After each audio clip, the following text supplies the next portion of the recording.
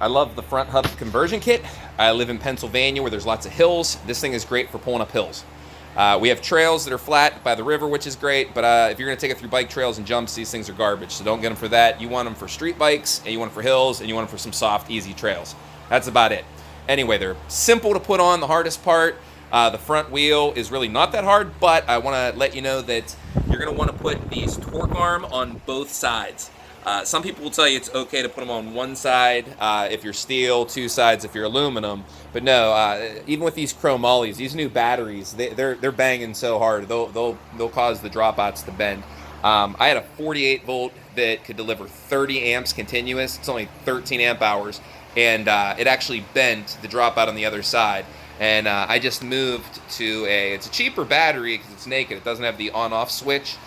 But it's a 52 volt in here now that'll give off 30 amp hours, and the LCD screen will actually read the wattage that's being delivered, and that thing would deliver like 1450. My old battery that was a 48 volt 20 amp delivered about 1250. This thing's delivering about 1600, and I'm noticing that the controller, which is in that bag, is getting it's getting a little warm. But I just rode it really hard, mostly throttle the whole time.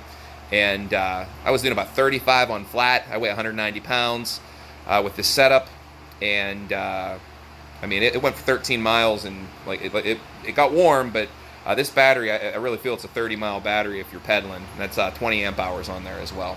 But look out for that. 2 torque arms, and then I guess the other thing is if you're charging these crappy batteries, I might as well throw this in here. You can leave it connected to your controller. These are Anderson cables. They will spark like crazy, disconnecting and reconnecting them to a full battery. So I just leave them connected, but you got to make sure you're shut off before you charge. And when you charge, this is kind of weird too, but you actually want to plug into the wall up there and then plug into the battery. If you don't do that, you'll get a spark going in where you charge it too. So this is just bad things from experience. Trust me, I got experience. I mean, look at the 80s furniture I got rocking in here, you know? So, yeah, I mean, I love this kit. It's cheap.